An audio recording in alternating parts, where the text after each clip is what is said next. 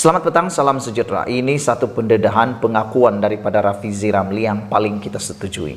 Jangan kamu skip dan pastikan Anda tekan butang subscribe untuk mendapatkan isu terkini dari channel ini, dan banyak komen yang Anda boleh sampaikan, tulis dalam ruangan komen untuk kita kongsi bersama dan mencernain minda kita. Saudara-saudara sekalian, Rafizi mendedahkan rahasia besar yang ditinggalkan oleh Kerajaan Perikatan Nasional. Perikatan Nasional hanya memerintah negara tidak sampai pun beberapa tahun. Tetapi apa yang ditinggalkan, jejak yang ditinggalkan dalam Kerajaan Perikatan Nasional digabung dengan Kerajaan Barisan Nasional sebelum ini amat besar kesannya dan amat mengejutkan kita.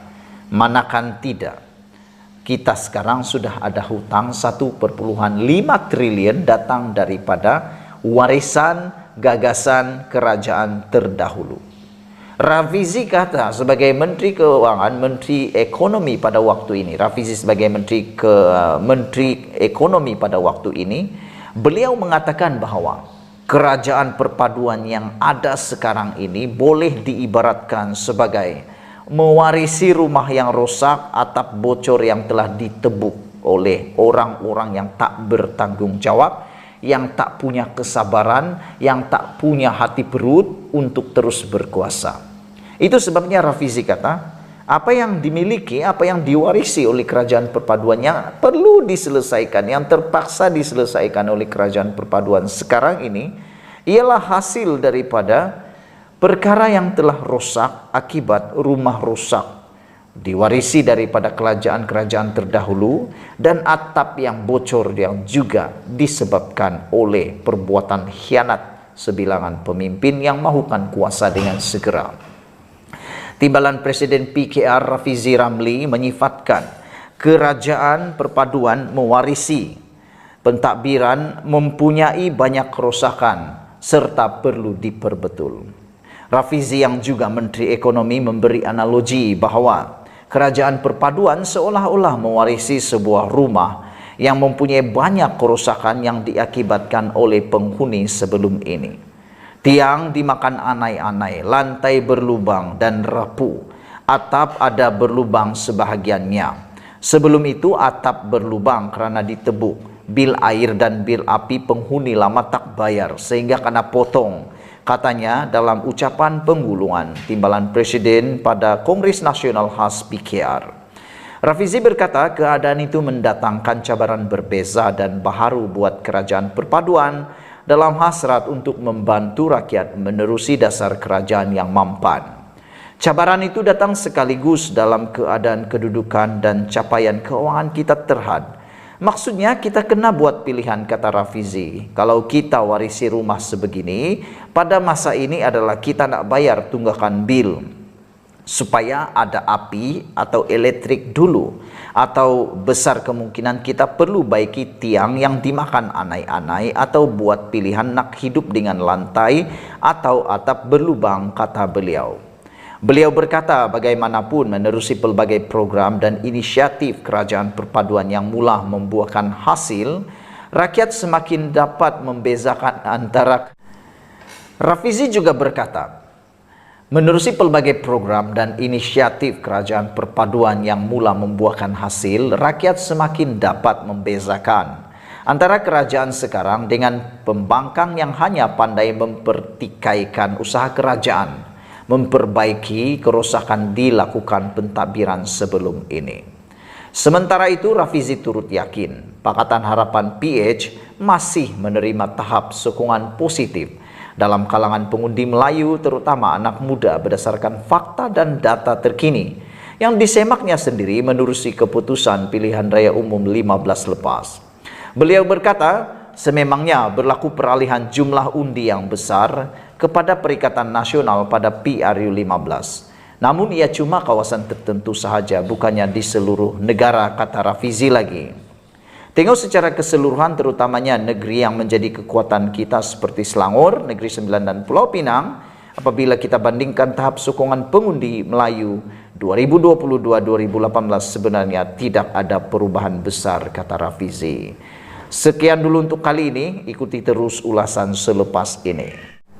Selamat datang, salam sejahtera. Ini satu pendedahan daripada SPRM yang terkini berkaitan skandal terbesar di Malaysia sekarang, yaitu Jana Wibawa. Hari ini SPRM mengesahkan telah menahan bekas timbalan pendaftar mahkamah. Wow, bayangkan betapa besarnya skandal Jana Wibawa ini, sehingga ia melibatkan pelbagai pihak, termasuk yang terkini dulu kita dapat tahu bahawa SPRM tangkap pegawai SPRM sendiri kerana cuba untuk mengambil kesempatan melalui skandal Jana Wibawa ini. Dan terkini kita juga dikejutkan dengan penglibatan seorang bekas timbalan pendaftar mahkamah. Bayangkan itu, saudara, betapa besar dan teruknya skandal Jana Wibawa ini, sehingga tangkapan demi tangkapan yang dibuat mengejutkan kita, kerana yang melibatkan pelbagai tahap manusia.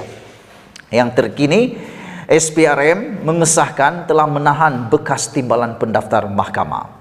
Suruhanjaya Pencegahan Rasuah Malaysia SPRM menahan seorang bekas timbalan pendaftar mahkamah kerana disyaki bersubhat meminta wang suapan berjumlah kira-kira 2 juta ringgit. Ini memang betul-betul perlu dikecam. Ini betul-betul memang perlu kita kutuk sehabis-habisnya. Kenapa? 2 juta ringgit rasuah yang diminta itu bukan nilai yang sedikit. Kalau 2 juta ringgit itu dihantar ke kampung kami, dihantar ke daerah saya, banyak betul perubahan yang kita boleh alami. Jalan mungkin boleh cantik, air mungkin boleh sampai, elektrik mungkin seluruh kampung dapat. Tapi dengan perbuatan durjana seperti ini, meminta rasuah, uang rasuah, suapan berjumlah kira-kira 2 juta ringgit. Duit ini datang daripada mana? Saya pun tak berapa pasti datang daripada mana. Tapi kalau itu datang daripada duit rakyat, ini betul-betul memang bikin sakit hati lah kan. 2 juta itu sepatutnya untuk pembangunan rakyat. SPRM menahan lelaki ataupun bekas timbalan pendaftar mahkamah tersebut kerana disyaki bersubhat meminta wang suapan berjumlah kira-kira 2 juta ringgit bagi membantu menyelesaikan kes siasatan SPRM terhadap seorang ahli perniagaan yang dituduh berkaitan projek Jana Wibawa.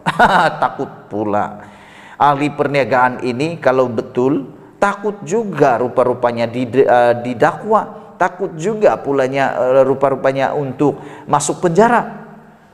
Sampai sanggup pula untuk cuba-cuba memberi suapan. Supaya tidak dituduh berkaitan projek Jana Wibawa. Sumber berkata, suspek lelaki berusia 50-an itu dipercayai meminta suapan tersebut sebagai balasan, antaranya untuk meminta pihak SPRM menukar keterangan tertuduh kepada saksi dan menukar pertuduhan rasuah kepada pertuduhan alternatif. Beliau berkata, suspek ditahan kira-kira 9.30 malam ketika hadir memberi keterangan di pejabat SPRM Kuala Lumpur.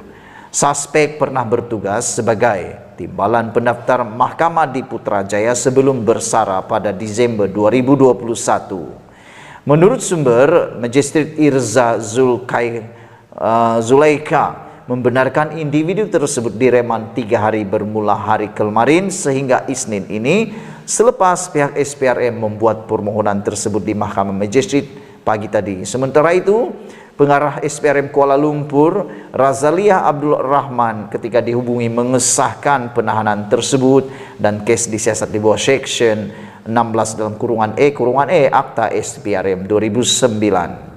Saudara, itulah dia pendedahan demi pendedahan yang mengejutkan kita. Ikuti terus pendedahan selepas ini.